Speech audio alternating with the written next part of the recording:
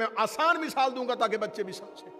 اکثر باپ اپنے بچے کو لے کے جاتا جاتا گزرتا ایک بلڈنگ کی طرف دے کے کہتا ہے بیٹا میں اس اسکول سے پڑھا ہوں. پڑھایا اسکول نے نہیں. کہاں چلا گیا وہ مجمع جو جشن سننے کے لیے آیا تھا؟ پڑھایا اسکول نے نہیں ہے. بچے کو باپ کہتا ہے کہ میں نے اس مسجد سے قرآن پڑھا تھا. بندے کسی مریض کو کہتے ہیں کہ مجھے اس ہاسپٹل سے شفا ملی تھی. نبضیں ہسپتال نہیں دیکھتے, اندر کوئی ڈاکٹر ہوتا ہے. قرآن حفظ مسجدیں نہیں کرواتی, اندر کوئی قاری ہوتا ہے. استاد ہوتا ہے تو سکول سے تعلیم ملتی ہے.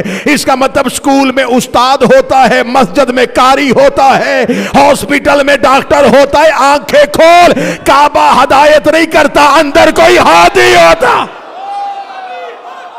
کچھ چیزیں ایسی ہوتی ہیں جو پڑھی جاتی ہیں اور جب بیان کی جاتی ہیں تو وہ عقیدتاً غلط نہیں ہوتی, نتیجتاً غلط ہوتی.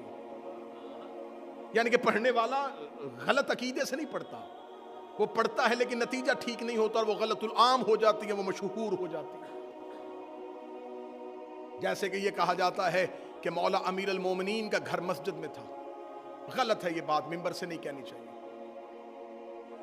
میں مولا کے ظہور کی رات کہہ رہا ہوں. لوگ ممبر پہ کہتے تھے علی کا گھر مسجد میں تھا, علی کا گھر مسجد میں تھا. تاریخی حقائق کو سامنے رکھ کے بات کرنی چاہیے. علی کا گھر مسجد میں تھا, علی کا گھر مسجد میں تھا. کتنی بار آپ نے بھی سنی ہے یا نہیں سنی؟ آپ بالکل خاموش اس لیے ہو گئے کہ آپ نے سنی ہے, اور اتنی سنی ہے کہ آپ کہتے ہیں کہ ہم بھی یہی کہتے ہیں علی کا گھر مسجد میں. آج کی رات اس بات کو درست کر لینا, علی کا گھر مسجد میں نہیں تھا, مسجد علی کے گھر میں تھی. میں پوری ذمہ داری کے ساتھ یہ بات ممبر پہ کر رہا ہوں, جشن کی شب کر رہا ہوں. کامران بھائی, علی کا گھر مسجد میں نہیں تھا, مسجد علی کے گھر کے اندر تھی. علی مسجد کے حجرے میں نہیں رہتے تھے, علی نے اپنا صحن اللہ کے گھر کو دیا ہوا تھا. علی نے اپنے گھر کا صحن اللہ کے گھر کو دیا ہوا تھا, اس لیے سب کے دروازے بند ہو گئے تھے, علی کے گھر کا دروازہ کھلا رہا تھا, کیونکہ مالک تھا علی اللہ کے گھر کا.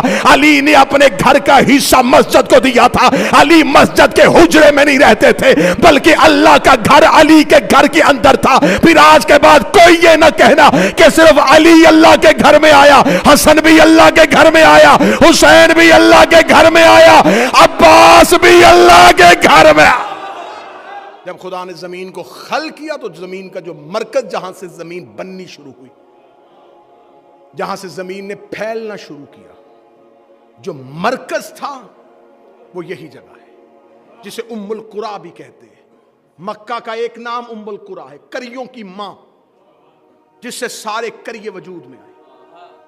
جو سینٹر تھا زمین کا, یہ آج بھی وہ مقام ہے. یہ کعبہ کی 4 دیواری کیوں بنائی گئی, یہ چوکور کیوں بنایا گیا, یہ گول کیوں نہیں بنایا گیا؟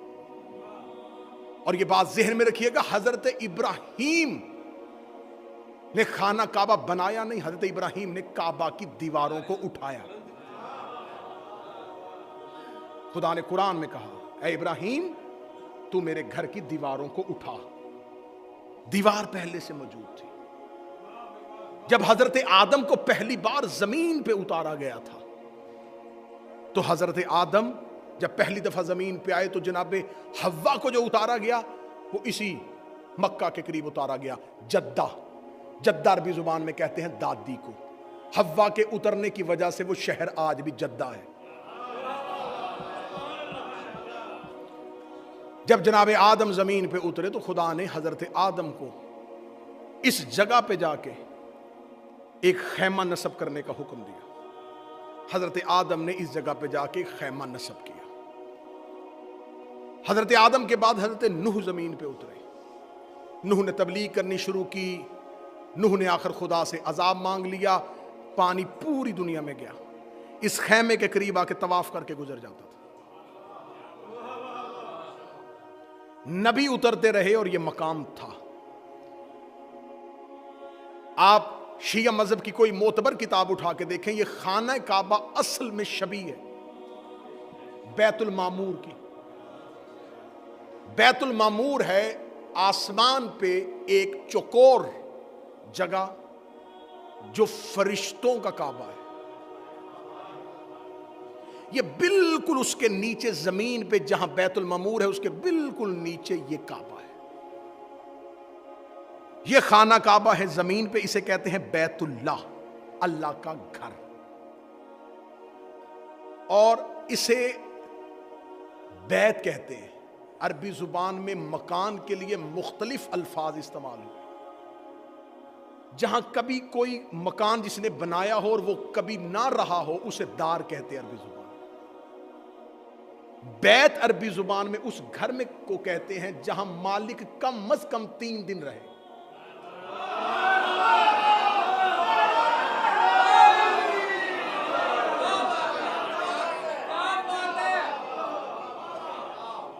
عربی زبان میں خالی مکان کو، جہاں مالک کوئی گھر بنائے، کوئی کنسٹرکشن ہو اور وہ وہاں نہ رہے اور وہ خالی رہے، اسے دار کہتے ہیں۔ بیت اس گھر کو کہتے ہیں جہاں کم از کم وہ 3 دن رہے۔ میں تاریخ کعبہ پڑھوں گا اور یہیں پہ جشن تمام ہو جائے گا، تاکہ پتہ تو چلے کہ علی کی ماں نے اسے ہی منتخب کیوں کیا۔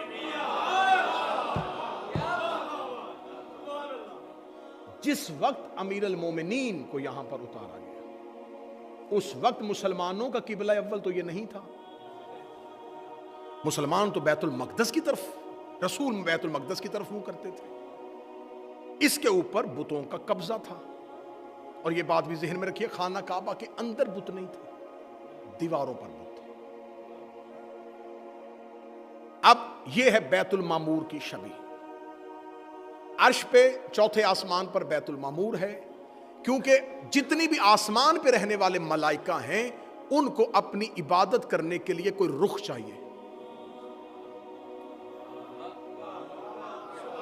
میں اور آپ دن میں 5 دفعہ پڑھتے ہیں، وہ ہر وقت پڑھتے ہیں۔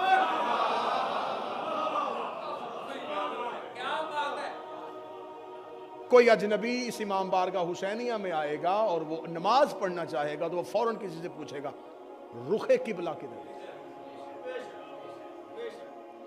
تو آپ نے 2 رکعت نماز پڑھنے کے لیے آپ پہلے رخ کا تعین کرتے ہیں، مقام قبلہ کا تعین کرتے ہیں، تو جو ہر وقت کرتے ہیں، کیا وہ جدھر ان کا منہ ہے ادھر سجدہ کر دیتے ہیں؟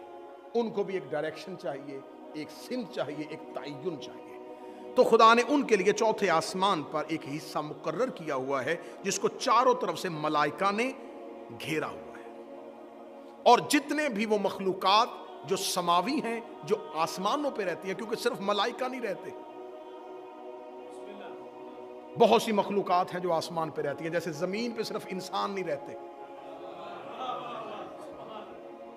اس طرح آسمان پر بھی بہت سی مخلوقات رہتی ہیں۔ جیسا کہ آپ حدیث کسا میں پڑھتے ہیں، جب خدا نے کہا یا ملائکاتی و یا سکان السماواتی، میں نے بڑا آسان لفظ کہا جو آپ کو دینا ہے، اے میرے فرشتوں اور اے آسمان پہ رہنے والوں۔ اگر صرف فرشتے رہتے تھے تو یا سکان السماواتی کس کو کہا؟ یا ملائکتی و یا سکان السماواتی انی ما خلقت السماء مبنیہ۔ جب خدا نے ملائکہ کی محفل میں پنجتن کا قصیدہ پڑھا تو خدا نے صرف ملائکہ کو منتخب نہیں کیا، خدا نے وہاں متوجہ کیا سکان السماواتی، اے آسمان پہ رہنے والے، وہ تمام مخلوقات جو آسمان پہ رہتی ہیں۔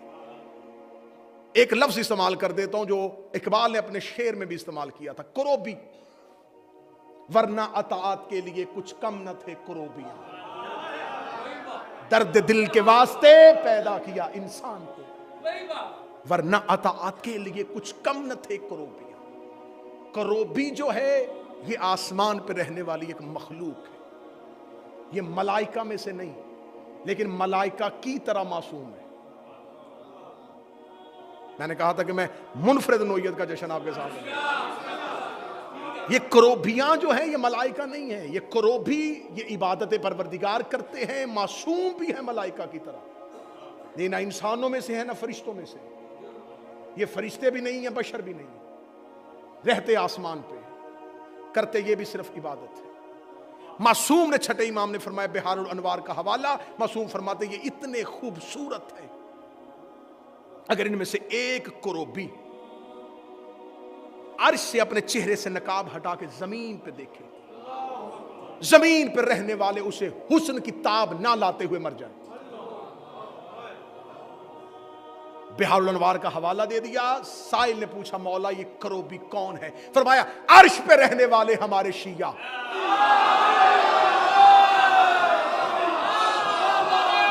जश्न अभी नहीं बना, जश्न अगले जुमले पे आएगा।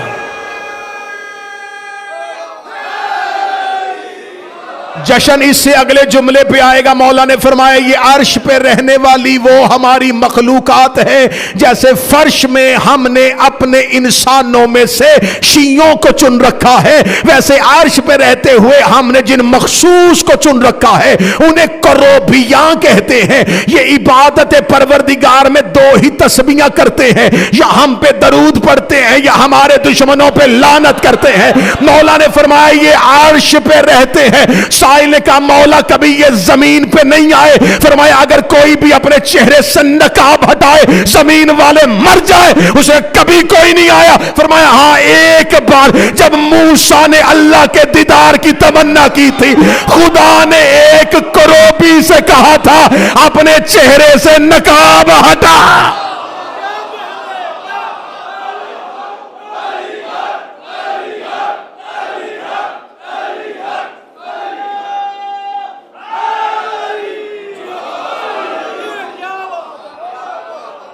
ये वो हैं जिनको अल्लाह ने हमारी विलायत और मवद्दत के नूर से हमेशा के लिए मुनव्वर किया।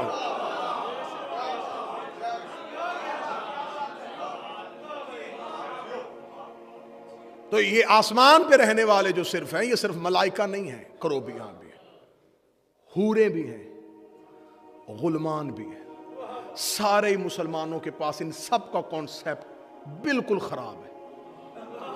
यकीन करें कि जितना भी अपने बच्चों को बताया जाता है बेटा हूरे हैं जन्नत में, और फिर जो तमसील जो दी जाती है, जो मिसाल दी जाती है, मिंबर का अदब इजाजत नहीं देता कि मैं वो एक लफ्ज भी आपके सामने।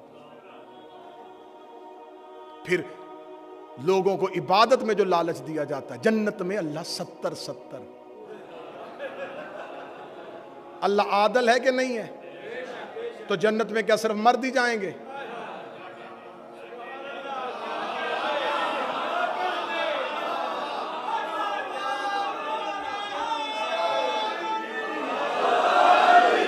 हाँ बोले, मैं आपके सामने 2 + 2 4 वाली बातें कर रहा हूं, मुश्किल बातें तो मुझे आती नहीं। क्या जन्नत में सिर्फ मर्द जाएंगे? वो आबिदा औरतें, वो मोमिना, तो जन्नत में उनका अनाम क्या है? ये बिल्कुल ज़हन गुमराह किए गए। तसव्वुर जन्नत गलत, तसव्वुर हूर गलत, तसव्वुर गुलमान गलत, तसव्वुर मलाइका गलत। जिनको अल्लाह के अर्श पर रहने वाले अल्लाह के इबादत गुजार फरिश्ते समझ में नहीं आए, हम उनसे अली वलीउल्लाह कैसे मनवाएं?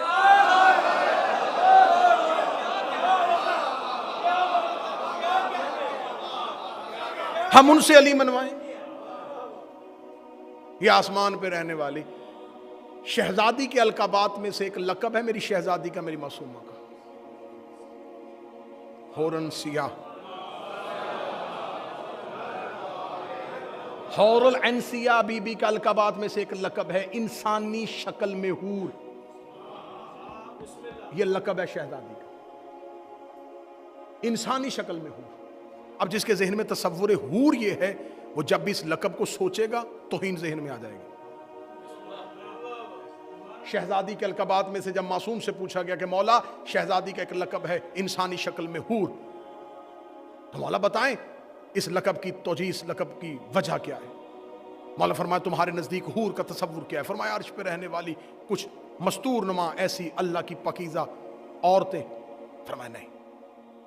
तो मौला जो खुदा कुरान में कह रहा है कि मैं तुम्हें हूरों से नवाजूंगा, फरमाया हूर है उस इंसान के जिंदगी में वो अमाल जो कमाल की मंजिल पे पहुंच के मुजस्सम सूरत बन के उसके सामने खड़े हो।